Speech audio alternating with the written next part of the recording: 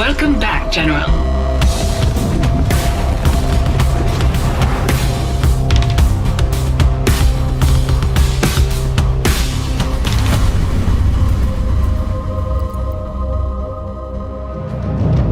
The classic RTS games that most of us grew up playing from the mid-90s until the early 2000s, those are the games we're mostly inspired by. It's definitely kind of that style of RTS games that we want to bring back.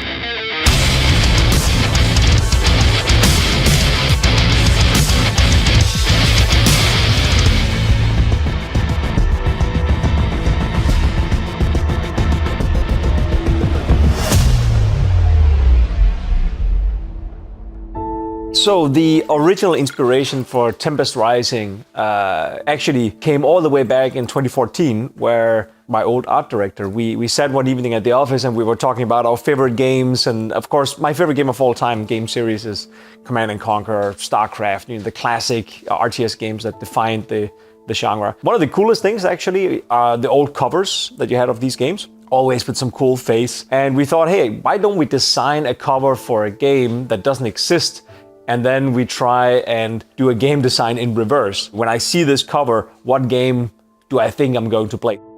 I was brought into the project, I think it was mid-2019. I met with Fred. We talked for probably an hour or two, or even more, about our experiences playing RTS when we were young, like my kids' age, like 10, 11, 12, somewhere in there. And it was really cool. It was really exciting because we had so many experiences in common. There were a lot of things about these games that we were so excited about. I think that might have contributed to me ultimately getting the role that I have now. I've been studying real-time strategy game design, seriously in an academic way for about a decade. It was really exciting to be able to be a part of a project that was bringing back some of the things that I think the genre did so well in the beginning, when it was still the Wild West in terms of game design.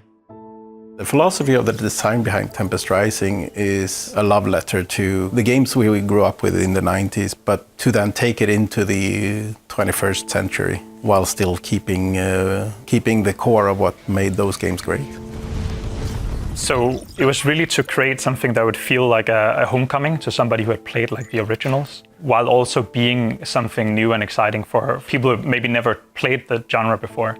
The key design pillars for a game is very much responsiveness, classic RTS game feel, which is one of the more important pillars. Getting that classic Command & Conquer base building experience back into action again, since again it's been dormant for so many years. Like the entire idea was conceived in a time where there wasn't that much in the genre to play. Like I think all of us in the project were just missing the genre, we were just missing those type of games. So it came from a wish for something that we would have loved to play.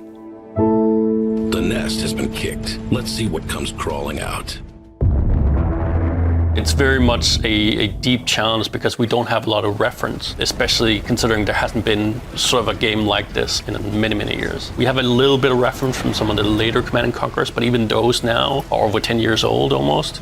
So it's definitely a challenge in terms of trying to find the right balance of accessibility and quality of life features that's happened over the years from the few RTS games that have come out, but also still trying to bring back that kind of classic RTS feeling. We spend a lot of time balancing those two things. You want to feel right at home, but at the same time, you also want to feel like there's something new. So that was a hard balancing act. Luckily, you can say there's a lot of mechanics in an RTS game that just give you that feeling of, oh, I'm playing, like this is that genre that I used to love. And then like in the periphery of that, there's a lot of stuff we can do with like mechanics and unit designs and introducing stuff like the doctrine system that can help, I would say, like elevate the genre a bit. Including new elements that hasn't been done before in sort of modern RTS games, bringing some kind of little bit of RPG elements into it. So you can kind of customize and kind of upgrade and level up your army as you kind of progress through the game. It is true power for everyone.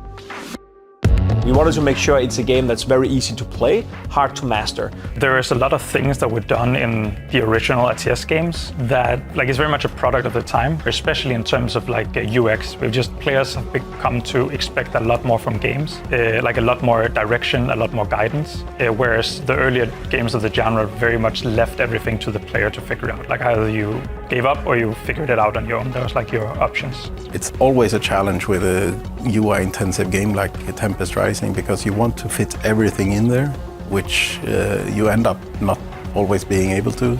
But our approach is to try to have everything important in the UI at least represented, so the player can experience and learn about the game through the UI. And this is also where something like our hint system was conceived. Something that lets more experienced players just kind of fiddle with it on their own and play like they want to, while also extending a helping hand to newer players who might not be familiar with all of the regular mechanics that you would expect from this type of game.